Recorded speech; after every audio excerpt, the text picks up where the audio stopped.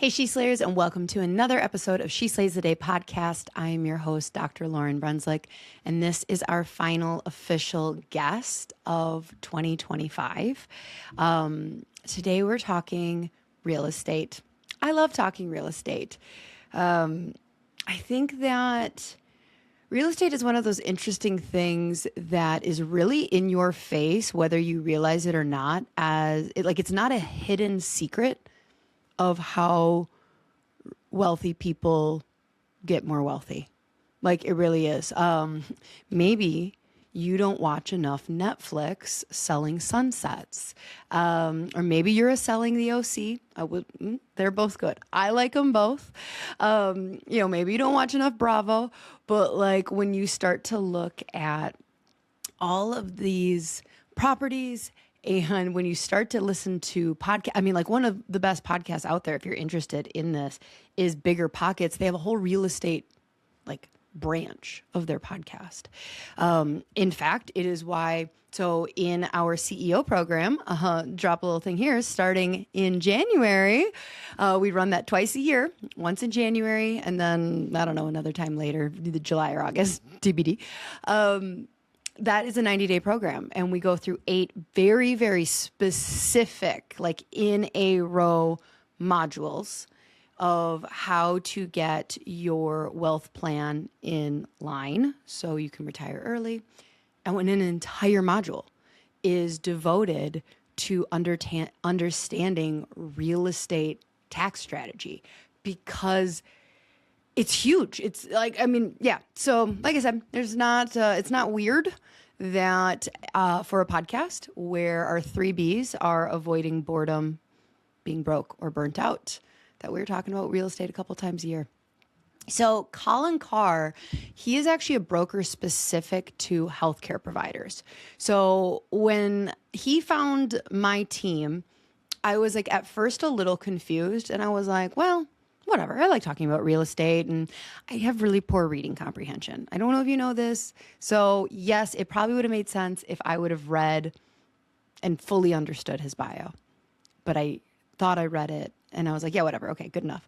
And once we started talking, when you'll hear in the podcast, it's very, very clear why he decided to exclusively work with healthcare providers. This isn't going to be a shock to any of us. All of us listening are going to be like, oh, I feel like a dummy. Or maybe you're going to listen and you're going to be like, Lauryn, you are a dummy. And if people don't know this, they're dummies. Okay, well, you're cool, Jack. Maybe you want to be a guest on the podcast in 2026. But there's so much shame that holds healthcare providers back from actually starting to learn again about becoming wealth. It's we're totally fine being a student of life when we're in grad school. When we're in grad school, we're just these open vessels because we're in college. And we're like, yep, of course we don't know a Nat and Fizz. We've never taken this class before. And of course we don't know, all these different science classes that we're learning. And a couple business, 3 business classes if we're lucky. Of course we don't. And it's okay. And look at us learning, and we don't hold any shame. But then you get even 3 years into practice, 5 years, God forbid you've been in practice 10 years and you know everything now. And we start talking about things like real estate and building wealth, and we just get all humph and embarrassed of I know about spreadsheets, sorta. But we didn't. And it's okay that we didn't learn, but we just get so close-minded as we age. And that's, now that I think about it, that's probably not just a healthcare thing. That is probably part of our root issue, is how stubborn and how, as we age and how we know everything and we continue to get more closed-minded instead of open-minded and learn new things. We really got off on a weird tandem here. Anyway, so we're going to circle back to real estate. I'm excited for today's guest, and I promise as we go into 2026, we are just going to continue to cover topics to keep us happy and rich and not burnt out. Because if you're making good money, we can keep serving patients. If we feel valued, if we don't feel like we are in fight or flight, because let me tell you, as a healthcare provider who invested, so much time and likely more than $200,000 in debt to care for people, at the end of the day, you can only not resent patients so long if you're worried about putting food on the table for your family. Okay? Let me say it again. We villainize the phrasing or the desire to make money. But you went into this and devoted a large portion of your life and you care about caring for people. That's awesome.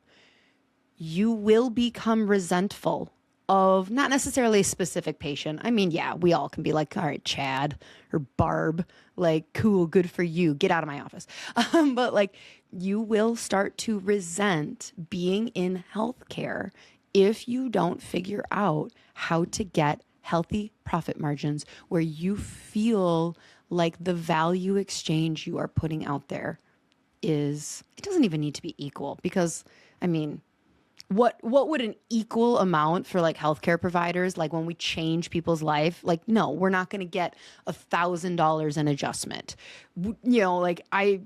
We save people from surgeries all the time. Do we get? No, we don't. So I'm not even going to say equal, but just where we feel taken care of as well. And when fight or flight, when you are in financial fight or flight, bad shit's going to happen. All right. So start looking at real estate in 2026. Let's make some moves. Okay, who the heck is Colin? So Colin Carr is the founder and CEO of Carr, the nation's leading provider of commercial real estate services exclusively for healthcare professionals. With over 1,000 completed transactions since entering the industry in 2000, Colin has become a trusted expert who trains thousands of healthcare providers, administrators, and students each year. He began his real estate career at 19 in property management, later earning his broker's license and representing clients across multiple commercial sectors. After nearly a decade in the industry, he shifted his focus entirely to healthcare real estate, realizing the unmatched impact of helping people who help people. Yeah, this led him to launch Carr with a no conflicts model that represents only healthcare tenants and buyers. Today, Carr operates coast to coast, helping healthcare providers maximize profitability through real estate. And he officially became added to my list of people that I am going to put my resume in when I retire. I feel like I would be an amazing, I'm watching too much Netflix. We're clear on this. Too much Netflix real estate agent. But I am accruing my fancy purses and shoes. And I'm going to get real hot. So I'm TV ready by 40. I'm going to need to start buying some very expensive non-practical cars, especially for Wisconsin. But here I come. I am going to be 47 and just selling healthcare providers, just showing up, whipping my hair and be like, hello, I've been in healthcare and now I'm here to sell you this condo. I could do it. And I'll do taxidermy on the weekends. Done. Okay. Oh, and then I'll also work part-time at a med spa just as the front desk receptionist. I will upsell the shit of people. I'm really not there for the money though. I'm actually just there for the free Botox, the free fillers, the free chemical peels, and all of that stuff. So there you go. There's my 3 jobs that I will do when I retire. So join my programs now because you didn't hear me talking about them. Oh, let's pray. Dear God, we still have a couple episodes in 2026, so I'm not doing the whole grandiose thank you for another year. You get that later. But I am just filled with gratitude in December. This has been such a beautiful season personally for our family of being able to give back more than we've ever given, without questioning adding the extra $50 to a tip, without just abundantly being able to give back to our community. And so I thank you for trusting me as a steward. Is that the word I'm looking for? Probably. And I, as I go into 2027, I promise 2027, I skipped a whole year. No, God, 2026. I promise to continue taking that not lightly. And these conversations that we have with healthcare providers, I just trust that this is just such a sacred space of delicately talking about these topics, but these people, they care about people. And so I just trust, God, will you just bless them in 2026 with an abundance so they can continue to serve lightly and joyfully from their heart, and they can have a ripple effect in their communities. In your name we pray.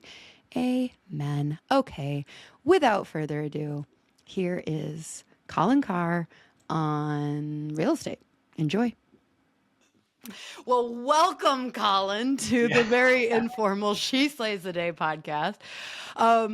Okay, so right before we were recording, you're kind of one of those guests that I wasn't following before. So like half the time I feel like my guests I've known for years, just seeing on stages. They're chiropractors, they're in healthcare. Another good portion of them are people I stalk on Instagram. And then there's this like small portion where I hear about what they do and I'm like, I like that topic. Yes. And so I knew very little about you except for that you work exclusively with doctors on real estate. And these are two of my favorite topics. So Awesome. who do you work for, and like why does this company exist only for doctors? Yeah, so I'll give the short version. I've been in real estate since I was 19 years old, so I've been doing this for 25 years now. I originally did anything under the sun that moved. I did retail, As we industrial, all do when office. we're first getting going. Exactly. And so I kind of stumbled into medical, and then I really liked it. I liked working with doctors, but I was predominantly on the landlord side of the transaction. And so I had all of these like premier class A medical buildings, and I was working for a couple of the largest medical landlords in the world, like these guys that own like dozens or hundreds of properties. And I had a series of transactions where I was on the landlord side, and we were doing lease renewals with a number of existing tenants, like in this Class A medical building in this really nice suburb in Denver. And I'm talking to the asset manager on these upcoming renewals. One specifically, it was for a plastic surgeon.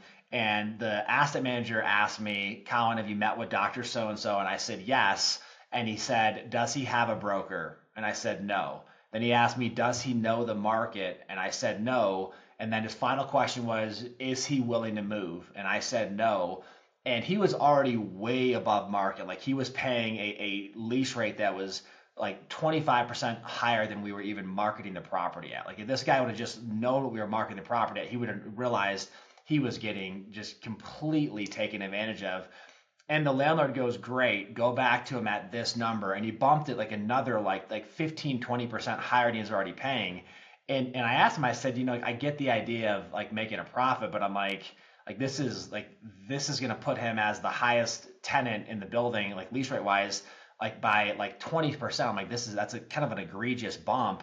And he says to me, a market lease rate is the most that we can get a doctor to pay.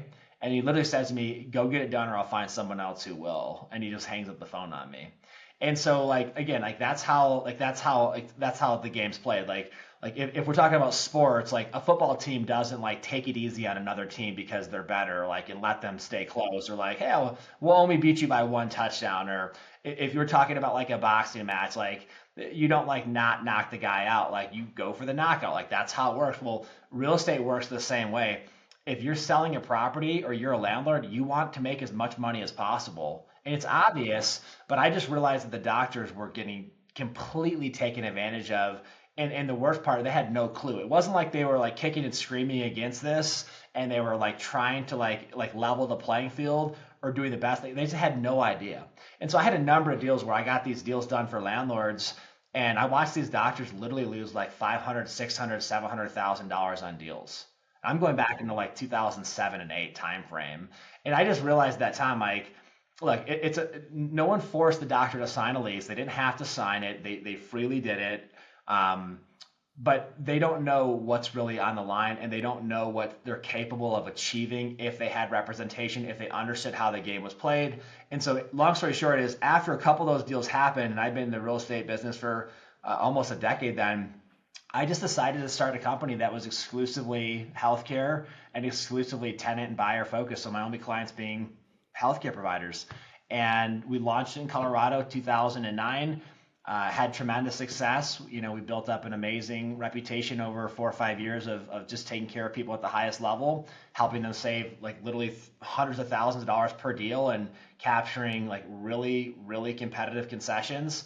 And then after that, we decided to start going into other states. And today we're in all 50 states and we represent thousands of healthcare providers per year. And the whole game plan is protect their interests, level the playing field, advocate for them, help them build the right team for whatever type of deal they're doing, and just make sure that they're in the best position possible so that they can win with their real estate. Okay, I have so many questions. Okay. First of all, okay, so you referenced a plastic surgeon, and they're kind of the like rich uncle of the healthcare professions. Has it surprised you? Well, I'm assuming, it's like, it's interesting because I feel like people go like, oh, doctors are wealthy. Like, you're a doctor, you're wealthy. There are lots of doctors listening who are like, yeah, I thought I was going to be wealthy one day too. Is that one of the things that has surprised you? Because like ultimately, a lot of times they feel like their hands are cuffed, right? Like that's probably how that guy ended up, just like, yeah, what am I going to do? So we have no business background. We also, a lot of times, so like the lack of business just really eliminates a lot of ideas in our head of like, I don't know, like you're talking about how you're saving money on a deal. And I'm like, okay, well, we're going to get to that because I don't even know what you're talking about. But then also it's like, well, it's too expensive. And you're like, well, you're a doctor, you have money, right? And it's like, actually, a lot of times their debt to income ratio is nasty.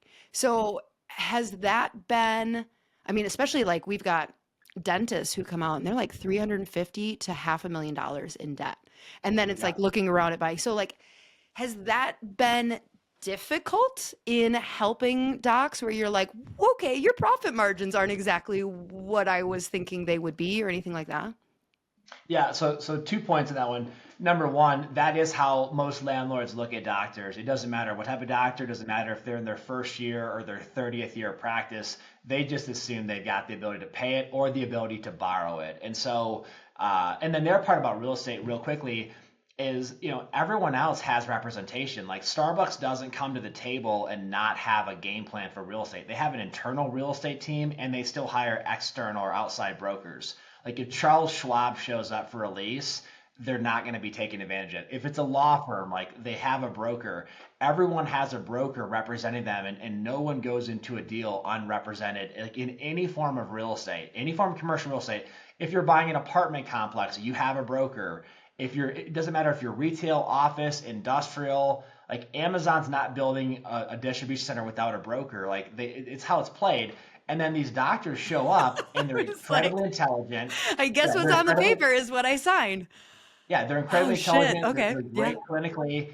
And then they're like, I don't know how, they don't even know they're supposed to have a broker. Or they think if they hire a broker, it's going to cost them too much money and they can't afford it. And so they just take this DIY approach and they just get hammered in these deals. Like they're supposed to be like in a lightweight category and they step into the ring like with the heavyweight champion of the world and they just get wrecked in these deals. So that's how most landlords look at it is look, if you're, and I'll say this maybe a little bit more harsh, but if you're dumb enough to come up against us in a real estate deal and you're not going to have a broker, then you are dumb enough. Like that's your problem.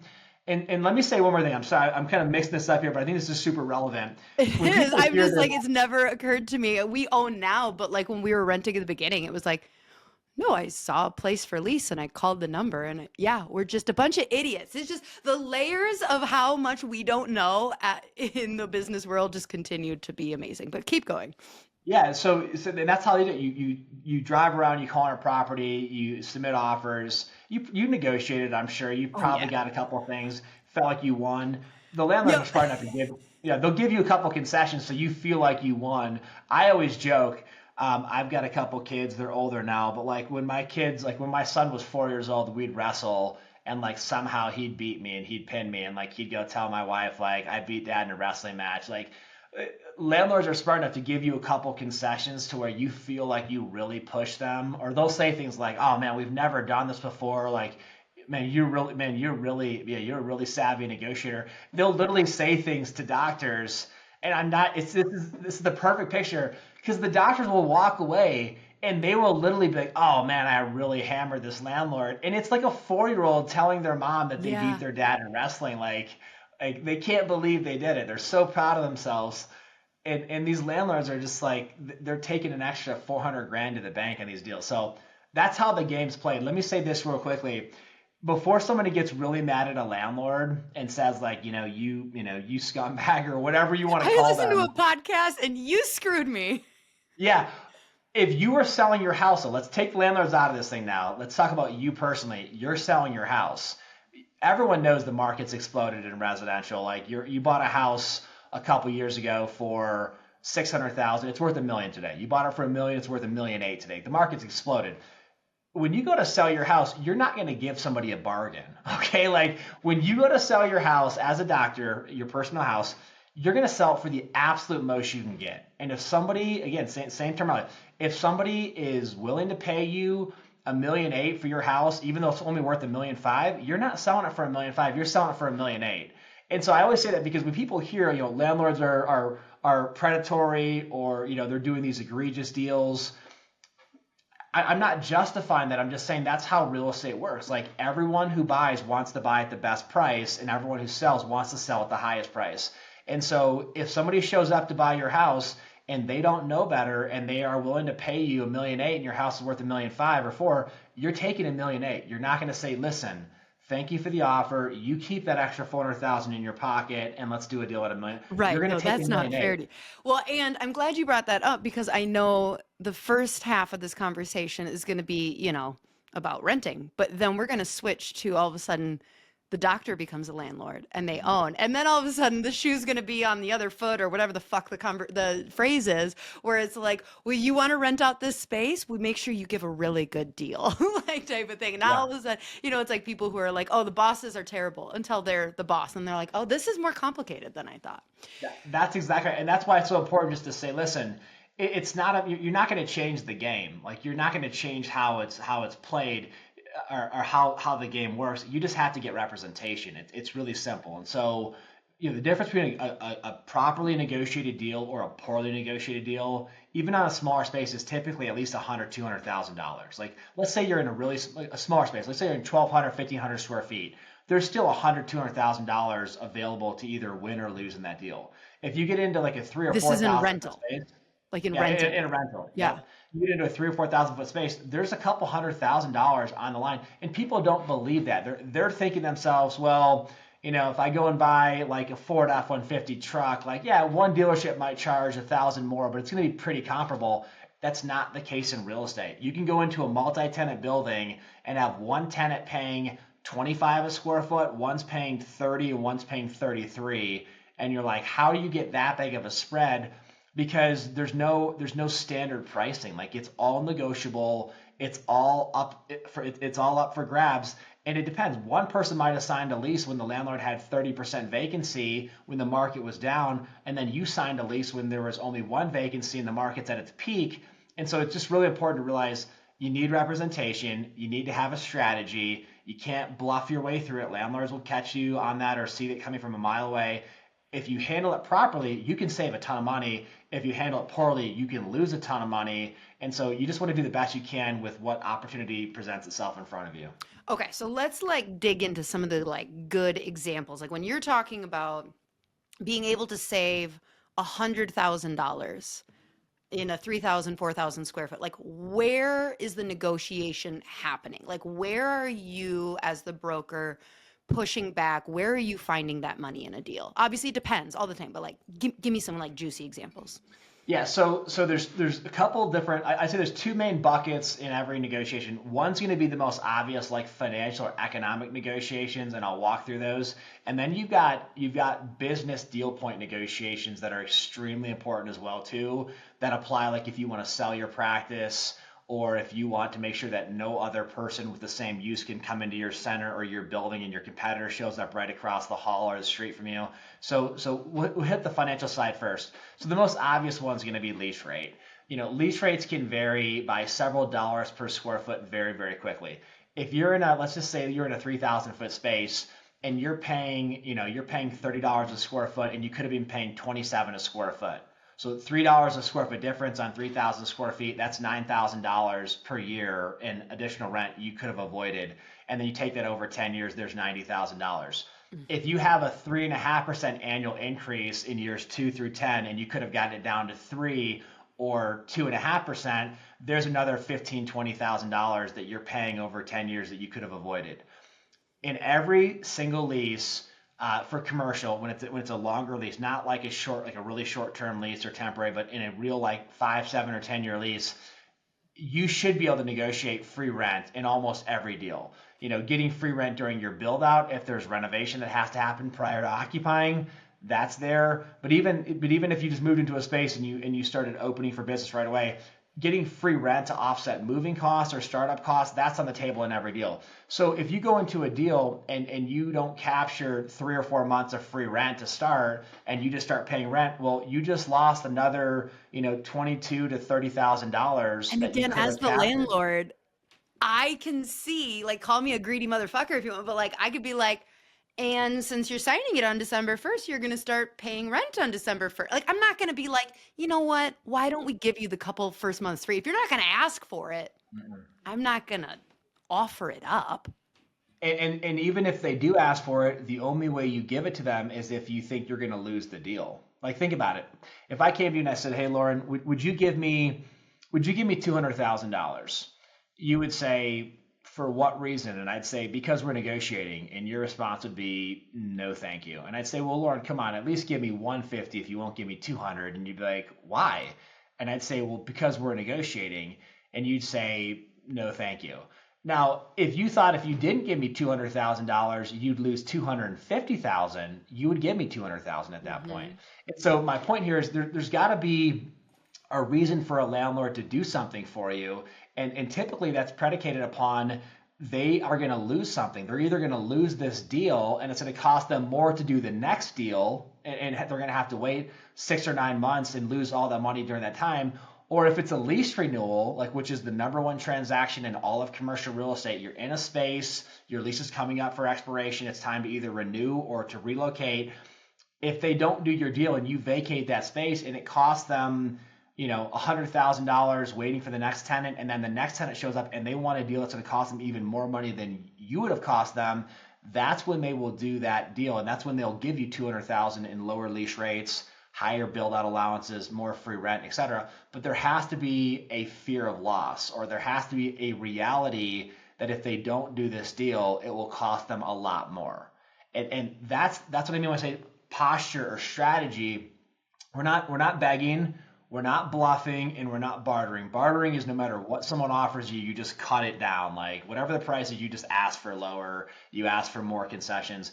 We're talking about factually negotiating, meaning, Mr. or Mrs. Landlord, the most we want to pay for your space is this because we have 3 other properties all teed up, fully negotiated, ready to go. And we know the cost of going into those buildings or buying this property. And we like your property, but it's not worth more than X for us to buy it or for us Hmm. to lease it. And we can get into what that looks like in a second. But the summary for this part is there's got to be a fear of loss. Otherwise, landlords will not move.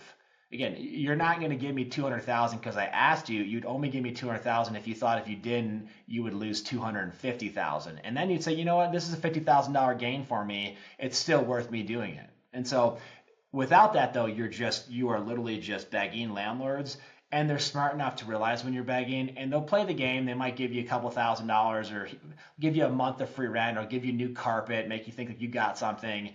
Meanwhile, you just lost $200,000 more than you could have achieved. So you mentioned that like lease renewals are one of the most common, and I would imagine that is a time where, again, I don't want to use the word predatory, but like I'm running my business. They know I don't want to deal with moving and things like that. That's where a lot of changes can happen.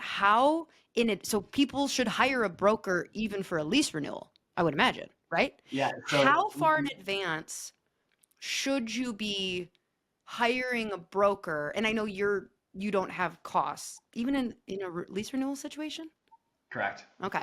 So like how far in advance would I be contacting you or a broker of like before my lease is up? Yeah, it's great question. So, couple things there. Number one, lease renewals are the number one transaction in commercial real estate by volume, meaning every time you see someone open a new location or move or buy a building, for every one of those deals, there's probably 20 or 30 lease renewals happening. Mm-hmm. So, because there's more tenants already in spaces that are moving into new Right. spaces. So, it's the number one deal by volume in commercial real estate. Number two, it is the number one transaction that landlords make the most amount of money on. It's their number one most desirable transaction because people are going to be assumed, tenants are going to assume that they don't want to move or they don't have the time to move or they don't have the money to move or it's not worth it to move. And so landlords will come at lease renewals with the goal of making the most amount of money compared to any other transaction. So we can call it predatory, or we can just say that is their most desirable transaction. Most Um, opportunistic. Yeah. yeah, absolutely. I mean, and I mean, healthcare providers have the most desirable transaction or client or procedure, like everyone does. Like there's certain types of deals like that are more profitable than others. There's certain types of patients that are easier to work with than others.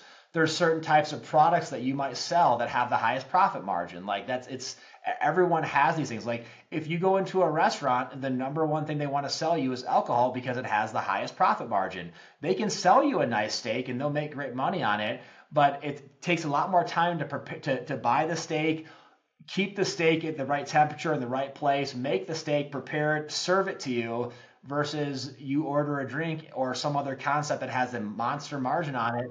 That's where they make their money. And so, I go into to have lunch at Chipotle and they want to sell me a $3, Coke because why? Because it costs them 4 cents and yet they're going to make $2.97 or whatever it is. Like, so that's their number one profit margin, their number one deal. So the answer is ideally, you want to start that process 12 months in advance.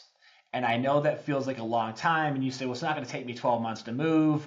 It's not going to take me 12 months to build out a I mean, space. it could, absolutely But could, like this is why so many yeah, people strap is because they don't like consider it until 2, 3 months. And it's like, okay, well, if you move, what you going to shut down business? You got to find a good place. exactly. So each of those processes or each of those steps in the process, one of them might take a month. Like it might take you a month to go find the right space and then negotiate terms, or it may take you 4 months. It Mm-hmm. might take And then you a build week to get out. a lease signed, or it might take you 2 months to get a lease signed, depending on how complex it is. When people actually swing hammers and like build out a space, that might only take 8 or 10 weeks, but they might not be able to swing the hammer if they can't get a permit for 3 months while it sits on the desk of a building department Right. person who's waiting to go through the stack of other applicants before they even get to that. So when you start adding up like looking at the market, negotiating on properties, agreeing to terms, getting a lease signed, securing financing, those things, and then submitting plans for a build out, getting approval to build out, then actually building it out and then moving, that process can easily take 6 months, 9 months, or 12 months. So 12 months is the time you want to start. If you call your landlord 2 months before it expires, they're going to assume that you've been asleep at the wheel. Mm-hmm. You just figured out your lease coming up. You're behind the eight ball. You don't have time. You don't have expertise. And I'll say this too. Here's a pro tip. If you call your landlord as the doctor, or you have your office administrator or manager call, you've already just told the landlord you have no clue what you're doing. Because if you actually had an agent and you were a broker and you were looking at the market and you were determined to get the best terms possible, your broker would be calling. Like it's just like if you had a legal situation, your attorney would call. If you had a tax situation, your attorney or CPA is calling the IRS, not you. Like if you're positioning yourself for success in anything, you're going to have the person who's the most qualified handling it for you. Like you're not going to go down to the building department. Your contractor is going to the building department. Like it's very obvious if you've got really good representation or a really good advocate, they are championing the deal. They're the quarterback or the coach. They're leading the charge. But when you call a landlord or your office manager calls and you say, "Hey, my lease is coming up for renewal.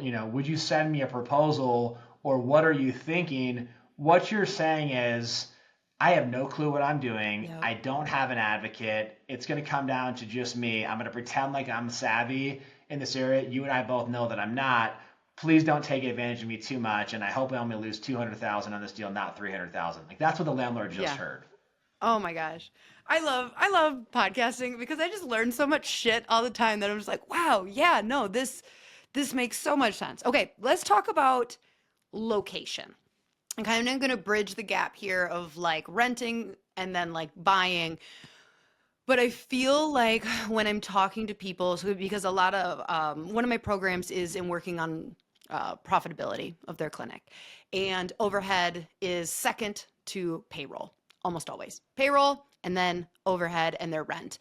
And when we talk about like, okay, getting into a better location that isn't, eating so much of their profit margin, they're like, but the location is so good. As a professional, like, is this more important in the beginning? Or are we always giving it too much importance? Are we always giving it not enough importance? Like, just what's your 2 cents on location? Yeah, so location is incredibly important, but it has to be balanced with the cost and the opportunity. And so here's what I would tell you. If you're going to market to either open a new practice, open an additional location and you're scaling, or you're relocating, what I would tell you to do as the top game plan would be number one, hire a great agent or broker. Same terminology, just different states use different words, so it's synonymous. But hire a great agent or broker, and then let them take you to market and let them pull up properties to lease and properties to purchase. Like, don't predetermine in advance what you think you should or shouldn't do. Like, let the market tell you what your best option is. And then also look at options that have high visibility, and then look at options that are in office buildings as well too. And here's the deal. If the retail location with prime visibility is the same price as the office building and you want the visibility, then go with it. But if the office building would save you $3,000 a month compared to the retail, you have to ask the question, You can run a lot of meta ads for 3,000 a month. yeah, how committed am I to paying that extra 3,000 a month for the next 5, 7, or 10 years? Because the beauty with marketing is you can turn it on and off. Like, I can say, you know what? In the beginning, I'm going to pump that 3,000 into targeted ads or mailers or events or whatever you want to do to grow the practice. And then when you get to the place where your internal referrals from satisfied clients and patients is at a level to where you don't need to market at that same level, you can ratchet it down or turn it down. You can't turn off rent though. You commit to paying 3,000 a month more for a high visibility retail location because you're next to Starbucks and it's anchored by Whole Foods or whatever it is you're looking for. That's great, but when you get to a place where you don't need that level of exposure, you can't stop paying the landlord. And so, it's really an analysis of what's available based upon my current requirement, based upon the current economics in the market. What am I willing to do? What do I like? It's kind of like a needs versus wants list. You might want to drive a Rolls Royce, but you might have to, you might say, like, I can't afford that, but the Range Rover is beautiful or the Lexus is great. And so, can you afford it? Does it make sense? Does it really make sense to pay the additional rent for that long? Or is this office space fantastic? It's a really nice property. I like the fact it's got more windows in the retail space. I like the fact it's got really great parking. I'm not competing with restaurants and people where my patients have to park so far away. And I think it's a great look for my practice, and I can save 3,000 a month. And then on the other side too, we can get into ownership too, but you might go to market and say, look, this option of purchase is going to cost me an extra 3 or 4,000 a month more than my top option of lease, but I'm paying down principal every month. Every month my net worth goes up. I'm kicking off depreciation and tax deductions that are going to reduce my taxable income by tens of thousands per year, and that's worth it to me. And so all of a sudden, that 3-4 thousand a month extra payment, a portion is reduced because of principal pay down, a portion's reduced because I'm paying the government less taxes, and then I'm also going to have that property most likely appreciate in value. So what it's going to be worth in 20 years is hopefully going to be 30, 40, 50% more than I paid for it. So that's additional net worth as well. And so the numbers will tell a very specific story for you. And that's why you want to look at lease versus purchase, office versus retail. And then the last thing I'll say is you don't just pick one property. You pick 3 or 4 properties, you negotiate simultaneously on 3 or 4 properties, and it's done on a non-binding basis. And this is where commercial differs from residential. Residential, you go look at houses, you find what you like, you submit a contract. In commercial real estate, you submit a non-binding letter of intent. And so you can trade paper on three or That's four different different than most properties. people would do. Or is that just Yep. like standard? Okay. So that's just Yep. insider That's how the smart pros do person it. knowledge. Like, take every Fortune 500 company, they're not picking one property, they're negotiating with three or four landlords or sellers every time.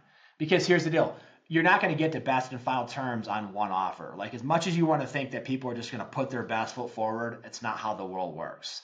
Like, you might have some people you deal with where it's fixed pricing, and it is what it is.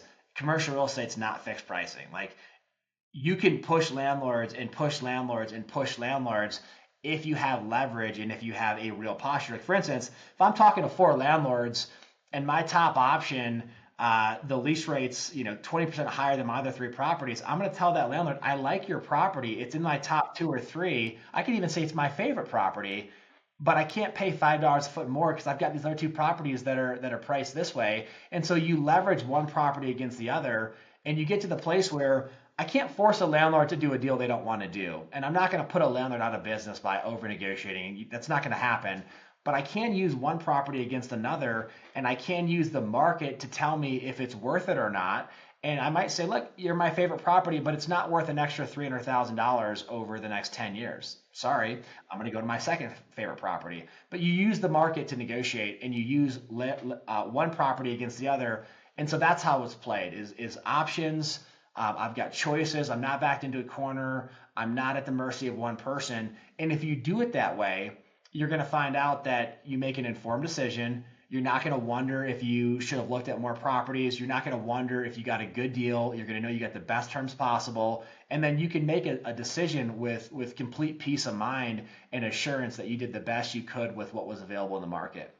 So you said that you should not come in like already having your mind made up whether you're going to rent or buy.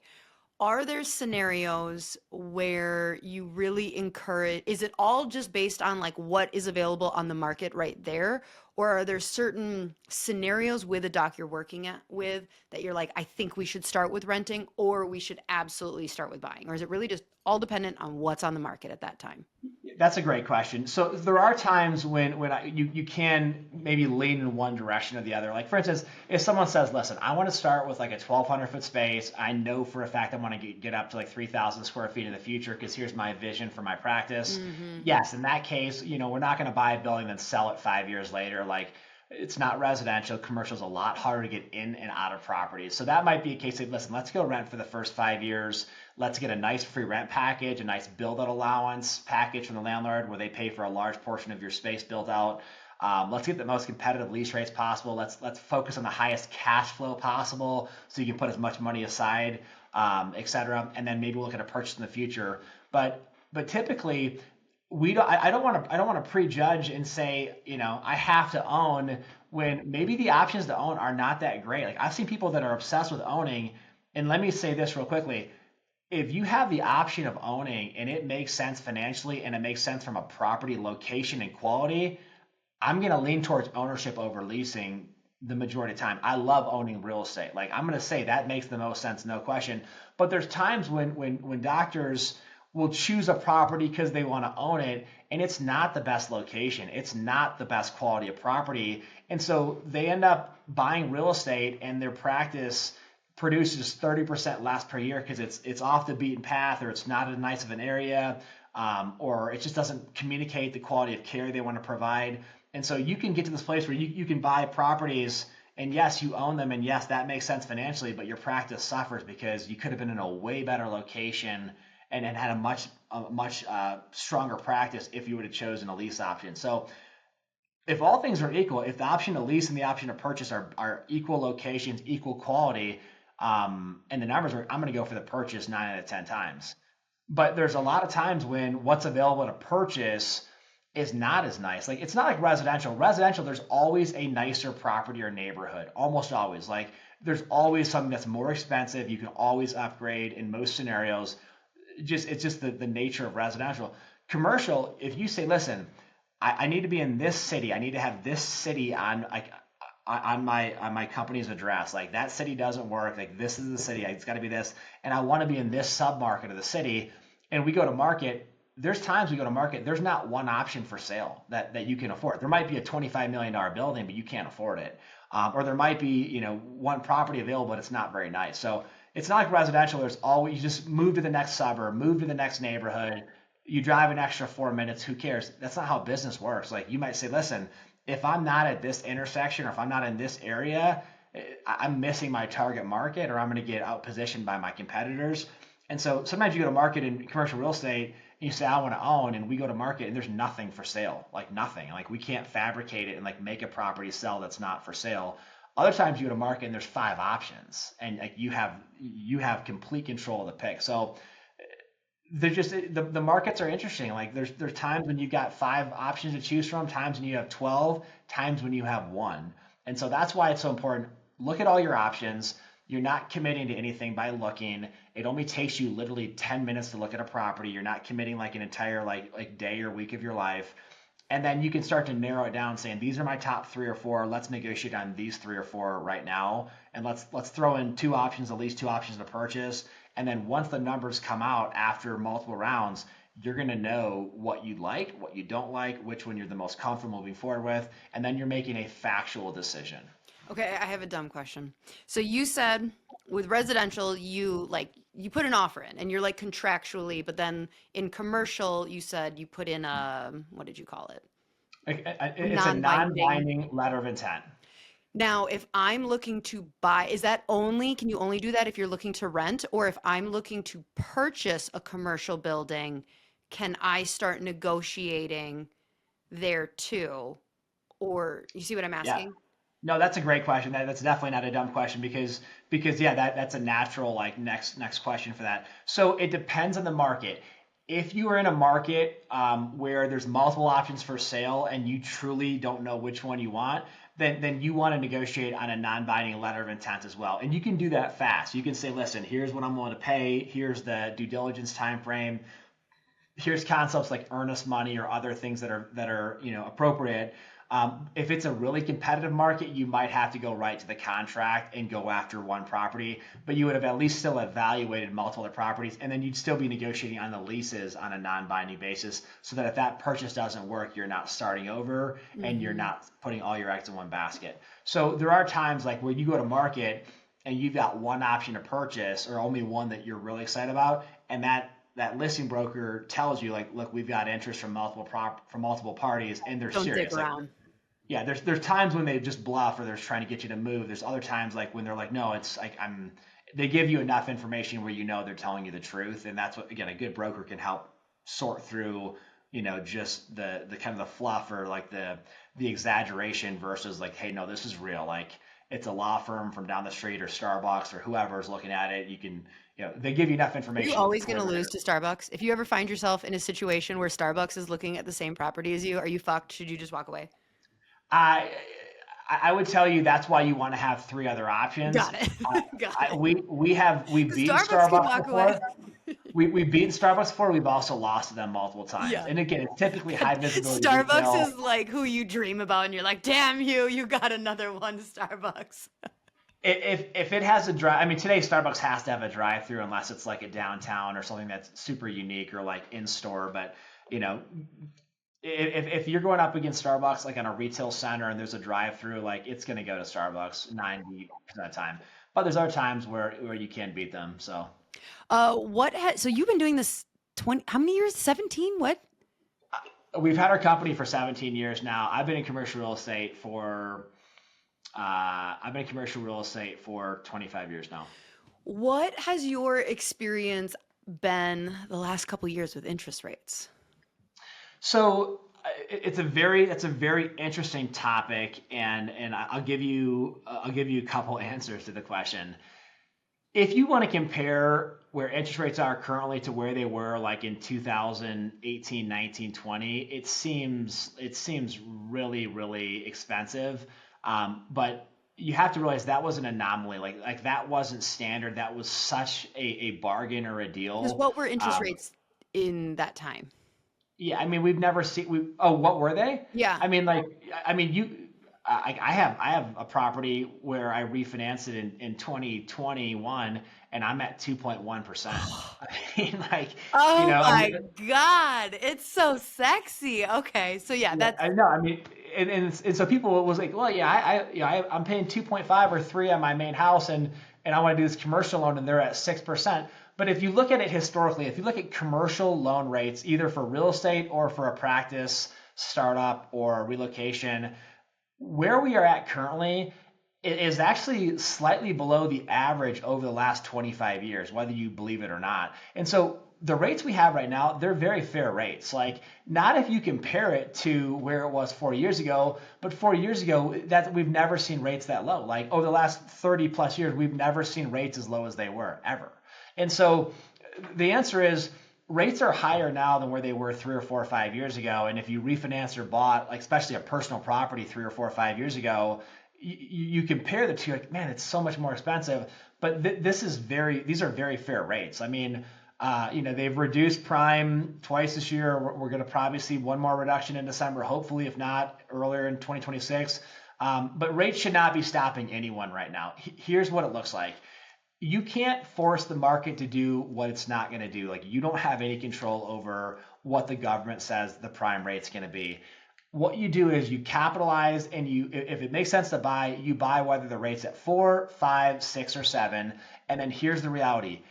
Every single interest rate is going to go up and it's going to come down again. Like, look at a chart or a graph for the prime rate or commercial lending rate for the last 30 years, and you're going to see one of these guys. It goes up, it goes down. And so if you happen to do a purchase and you couldn't get a loan better than 7%, you still buy if it makes sense, and then you refinance it when it comes back down to 5 or 4.5. That's how the game's played. If you say, well, I'm going to sit on the sidelines and wait till rates are the right time, you're going to miss the market 9 out of 10 times, and you're not going to do anything. And then here's the deal. You're going to have missed out on the best opportunity waiting for the rate to drop, and you would have refinanced it anyways 2 years later. It's just, and am I right in thinking, so like, we were just not as financially situated or savvy in 2018, 19, but now, like, we just have a lot more knowledge. And like, anytime that I'm like talking to my husband, I'm like, let's go on this vacation. He's like, we can, but like, he's like prepared, like he just likes to have. So am I right in saying, like, if you were somebody who's like, I'm gonna wait until the market crashes, I would imagine there's a lot of competition because like wealthy people understand the power of interest rates and real estate. And so like, when interest rates drop, like that, there's just people who are like waiting to buy properties just because the interest rates are lower. So it's going to be a lot more competitive, right? absolutely. So It's like, people that are that are I'm just waiting. I don't even know where. It's going to be somewhere in Texas or Florida or some, I don't know, Puerto Rico. I'm not sure where, but yeah. like, I'm buying something. Yeah, no, I mean, and here's the reality. You know, nobody can predict it either. It's like thinking you can predict the stock market. Like, as we're recording this, the market's dropped 10% in the last 2 weeks. Like, if everyone had known that everyone would have sold 2 weeks, no one predicted it. Like, you just don't know what's going to happen. So when it comes to real estate, here's what I will tell you. While the stock market goes up and down and there's these crazy swings in every direction, you know, the cost of replacing real estate is not getting less, it's getting more. Commodities cost more, land becomes more scarce, and just the bureaucratic process of going through building departments and paying fees and so forth, it never goes down. Like, to get a water tap to build a new house or a new building today, they never reduce it. It always goes up. And so, do I think the cost of building a commercial building is going to be less in 5 years than it is today? Absolutely not. Do I think real estate is going to be worth less in 5 years than it is today? I don't. And so, outside of a dramatic, and I mean a dramatic market correction, not even COVID, because COVID did do it, the market spiked after COVID. You've got to have something like the stock market's got to completely implode, or you've got to have like a World War III or something crazy. But even then, the people that are strong financially will still capitalize. So it's Black one of those marks things still where, coming. yeah, I mean, I can go back and look at real estate that I purchased maybe 20 years ago and say, man, that was really expensive. It's worth 3 times what I paid for it 20 years ago. So it's the thing. If you put money in a 401k, even if it stretched you 20 years ago, it's worth 3 or 4 times more than you put in there. And so it's one of those things where if interest rates being at 6% for a commercial loan versus 5 is going to stop you, then you either don't know how the game's played, or maybe it's just not the right time because it's that tight. That is real. If it's that But tight, outside yep. of that, yeah, you don't let the market stop you. Like, buy the property if it makes sense, lease the property if Mm-hmm. it makes sense, And then when the market goes down, which it will, or when rates come down, you refinance, and you refinance for another 15 years or 10 years. And that's how the game's played. Okay, I'm gonna try and not. I have like a couple more questions. I really want to get in, but so you keep saying if it makes sense. What do you mean exactly? Like, what goes through your head in looking at whether a property makes sense or not? Yeah, so there's always going to be this balance between between what you want to do and what you can do. And so you're talking to somebody who wants to start up. I don't care if it's dental, medical, vet, chiro, et cetera. And there's always going to be a vision of what they would like to have eventually versus what they can afford now or what makes sense now. And so like let me use like a dental example. Somebody might say eventually I want to have two or three hygienists. I want to have 9 chairs, but you don't start with 9 chairs. You start with a space that has 5 chairs and you only equip two. And so there's a balance of like what you want to do long term and what you can do now. You might say, listen, I want to own in this market, in this area, but you don't have the ability to do that. You don't have the down payment or you can't get the financing for that. So we've got to find the best option that you can afford right now that's going to give you the highest probability of success to where maybe in 10 years, that's the deal you can do. It's no different than like when you bought your first house. You get married, you buy your first house or whatever the sequence might be. You don't go buy a 6-bedroom house when you have no kids and you just get married. Like you do it specifically. But the flip side is if you find yourself in a place where you've been practicing for 8 years, 10 years, 12 years, you're thriving and it's time to go to the next level. And you do have the down payment and you can get the financing. And even if it might be a stretch, but it's going to set you up for the highest long-term success, then we're willing to make that happen. We're willing to stretch or go out on a limb to make the best deal possible because there is a level of risk in what you're doing. I mean, there's a level of risk in committing to going to medical school or vet school or chiro school. There's a level of risk saying I'm going to be a business owner versus work for someone else. There's always a level of risk, and the reward is also tied to the risk. If you say I want to own commercial real estate, I can say this. If we go buy a commercial property, I can tell you this, we're going to do 15 or 20-year financing. Residential loans, you do 30-year loans typically. Commercial financing, you can do a 25-year loan if it's SBA, but it's usually 15, 20 years. Here's what I can tell you. We go buy a commercial property, you're going to pay it off in 15, 20 years. Your net worth is going to be increased by probably at least $1 million, if not more. So I can help you increase your net worth by $1 million and give you an asset that will be worth as much or more than your practice will be, but it doesn't come for free. Like you have to step out there. You have to take a risk that our people aren't willing to take by owning real estate versus renting. You're going to have to put some money down. You're going to have to commit to a larger loan. You might be a little nervous to do it, but if you want to increase your net worth by $1 million or $2 million, there's going to be a little bit of risk associated with it. Absolutely. So So you mentioned SBA a lot. That's the biggest hurdle after people get over kind of like the mindset or whatever, is securing the financing for a down payment. What are the most common things that a doctor doesn't know about securing their financing? Because yeah, they're that's just a great thinking like question. it's $100 So million, so I have to have however hundred thousands of dollars saved. yeah, so financing can make or break a project very, very quickly. I would say the number one thing that kills deals is financing. And this is an area where if you're not savvy, then it's either gonna it's gonna close off the opportunity for you or make it a lot more difficult. So here's what I'd say. It depends on what type of a practice you own because there's big differences. There's some lenders where if you are a vet, they will give you loans that they will not give any other healthcare practice or provider. And then there's some like where if you were a dentist and you've never practiced a day in your life, you just graduated from dental school or from residency, and you want to start your own practice, we can get you, not our company, but we can put you in touch with the right people. We can get you an $800,000 loan tomorrow, even if you've got a $400,000 student loan, you've got 2 car payments, a couple credit cards, and you're a negative millionaire on paper, we can get you an $800,000 loan. It's the way the market works. And so let me say a couple of things. There's some lenders or banks that are suited for some types of practices. If you are looking to go buy real estate and you are let's say you're a chiropractor, you're not going to probably see the best terms by going with one of the largest banks like Chase or B of A or Wells. They're probably not going to be your best option.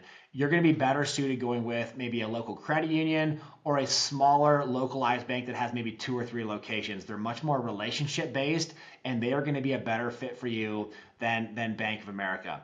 If you're a plastic surgeon or a dermatologist and you have a thriving practice, you're gonna have your pick because those are highly desirable loans.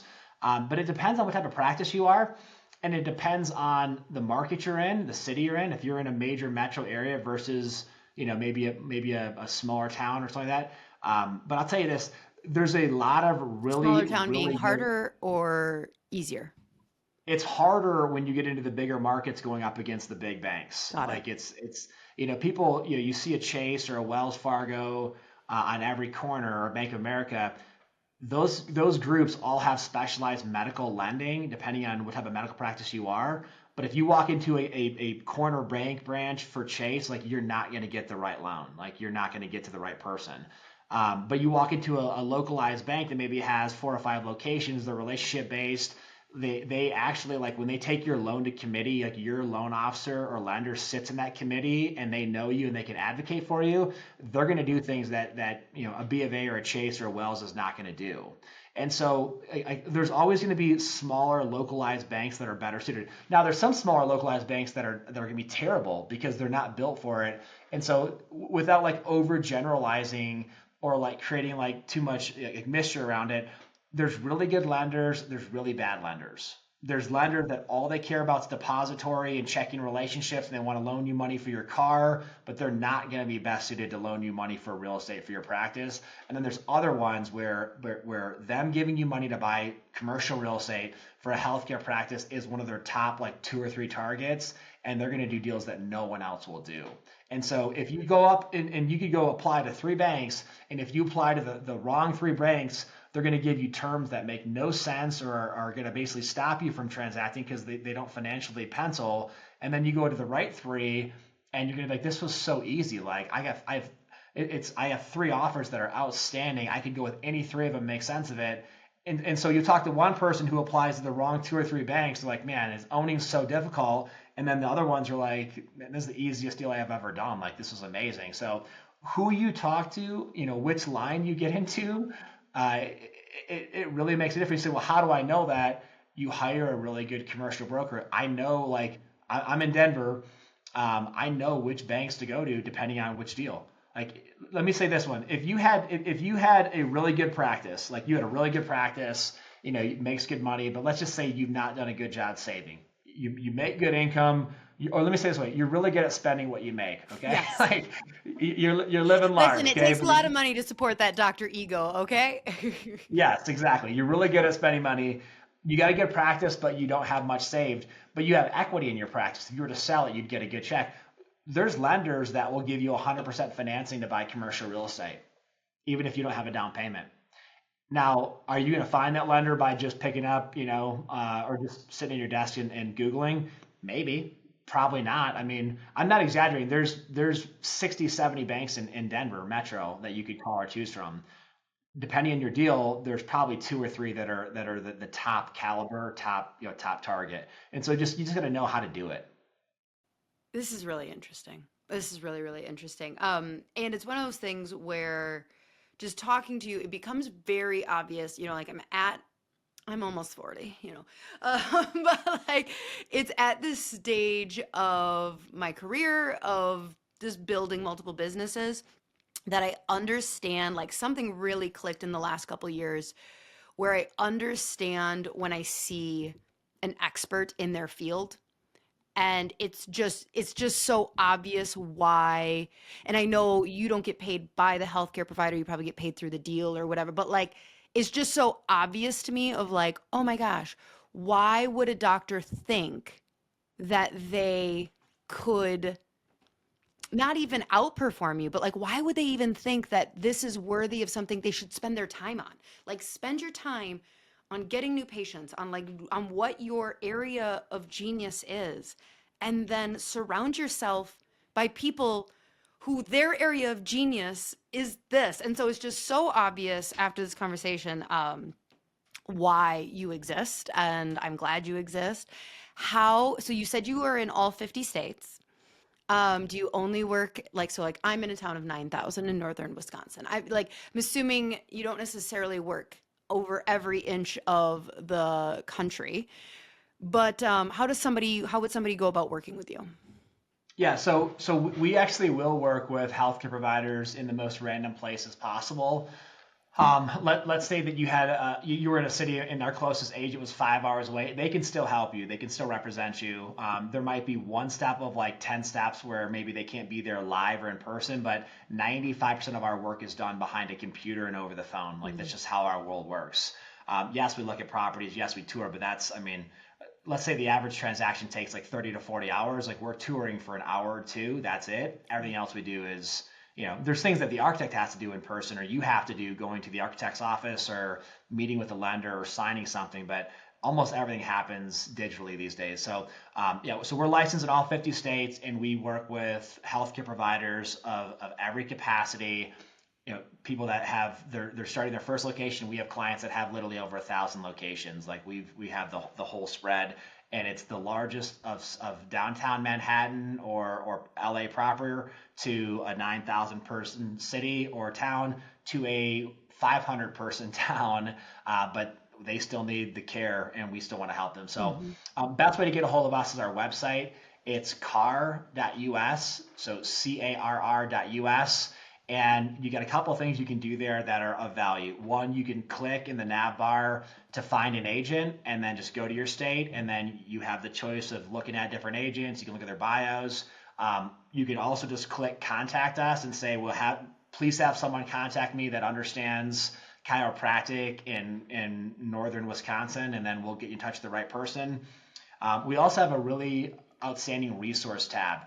And so there's a balance between being an expert or just being educated. If you say like I don't want to be the expert, but I would like to have more education here, we literally have hundreds of articles, blogs, videos, FAQs, glossary. So you're not trying to become the real estate expert, but if you just say, look, I do want to know a little bit more. Like I know it's my second highest expense behind payroll. I'm not going to do it, but I want to not be such a novice or not as ignorant.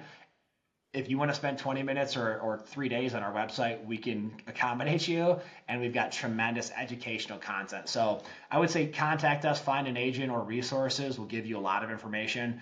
But Lauren, to just echo what you just said, the most successful people in any industry surround themselves with experts. You can learn a lot, and there's times where maybe you can participate, but if you're doing your own taxes as a healthcare provider, it's crazy. If you're reviewing We your didn't own even legal talk about documents, tax strategy today. It's one of my favorite topics. That's okay. yeah, I mean tax strategy. Part two. If you're reviewing your own employment contracts and they weren't drafted by an attorney, or I mean, again, there's just if you're just online like selecting insurance and not working with a broker to help make sure it's done right, like the odds of you getting the best terms or not exposing yourself to significant liability are basically non-existent. So that's my philosophy in every area. There's people that are trained. It's the same reason that patients come to a healthcare provider who has expertise and they're not just at home Googling doing Hmm. things with their body. Like they go to the expert because they're trained, they live it, they breathe it. That's what they do 24/7. It's not hard to understand. So that's my philosophy on everything: legal, insurance, financial services, marketing, healthcare, real estate, contracting. If I need help, I'm going to the best person possible.